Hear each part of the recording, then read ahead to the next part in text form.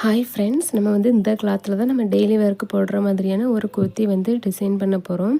அதுக்கு வந்து நம்மளுக்கு நம்மளோட மெஷர்மெண்ட்டை வந்து இந்த மாதிரி ஃபஸ்ட்டு லைனிங் கிளாத்தில் ட்ரா பண்ணி எடுத்துட்டு அதை கட் பண்ணி எடுத்திருக்கேன்.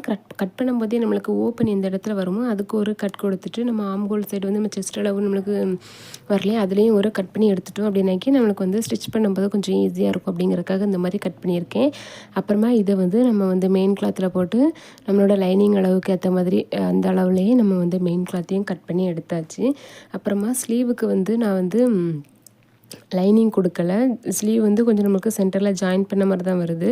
ஸோ அதனால் ஜாயின் பண்ணுறதுக்குள்ள அளவுக்கும் அதுலேயுமே ஒரு கட் கொடுத்துட்டு, ஆம்ஹோல் சைடு வர நம்மளுக்கு எந்த அளவு இருக்கோ அந்த அளவில் எல்லாத்துலேயுமே இந்த மாதிரி ஒரு கட் கொடுத்துட்டோம் அப்படின்னாக்கி நம்மளுக்கு ஸ்டிச் பண்ணுறப்ப நம்மளுக்கு அந்த கட்டு மட்டும் பார்த்து அதில் அழகாக நம்ம ஸ்டிச் கொடுத்துடலாம். ஸோ இந்த மாதிரி ஸ்லீவையும் கட் பண்ணி எடுத்துகிட்டு, நெக்ஸ்ட்டு வந்து நான் என்ன பண்ணியிருக்கேன் அப்படின்னாக்கி நெக்கு வந்து நம்ம வந்து லைனிங்லேயும் நம்ம ட்ரா பண்ணலை, அதே மாதிரி மெயின் கிளாத்லேயும் ட்ரா பண்ணலை. ஏன்னா நம்ம வந்து சுடிதாருக்கு வந்து கேன்வாஸ் கொடுத்து நம்ம ஃபினிஷ் பண்ணோம் அப்படின்னாக்கி தான் அந்த நெக்கு வந்து நம்மளுக்கு வந்து அழகாக இருக்கும். அப்படிங்கிறதுக்காக நான் கேன்வாஸில் தான் நான் வந்து நெக்கு வந்து ட்ரா பண்ண போகிறோம். நெக்கோட அகலம் வந்து நம்மளுக்கு 2.25 மெயினான ரெடி அளவு தான் கொடுத்துருக்கேன். அதனோட உயரம் வந்து 6 இன்ச்சு கொடுத்து அதை ட்ரா பண்ணி எடுத்துட்டு, அப்புறமா நம்ம வந்து கட் பண்ணும்போது மேலே ஒரு 1/4 இன்ச்சு விட்டு இப்படி கட் பண்ணோம் அப்படின்னாக்கி அதை நம்ம வந்து நெக்கு வந்து கொஞ்சம் விரிஞ்சிட்டு போகாமல் இருக்கும், கரெக்டாக இருக்கும். அப்படிங்கிறதுக்காக இந்த மாதிரி கட் பண்ணி எடுத்திருக்கேன். ஸோ அதை வந்து லைனிங்கில் வந்து நம்ம அயன் பண்ணி எடுத்துட்டு, லைனிங்கை வந்து நம்மளோட மெயின் கிளாத்தில் வச்சுட்டு அதை இந்த நெக்கு வந்து அழகாக நம்ம ஸ்டிச் கொடுத்து டர்ன் பண்ணிட்டோம் அப்படின்னாக்கி இந்த மாதிரி அழகாக இருக்கும். இதுக்கு வந்து ஷோல்ட்ரு வந்து நான் கொஞ்சம் இன்விசிபிளாக தான் நான் ஸ்டிச் பண்ணியிருக்கேன்.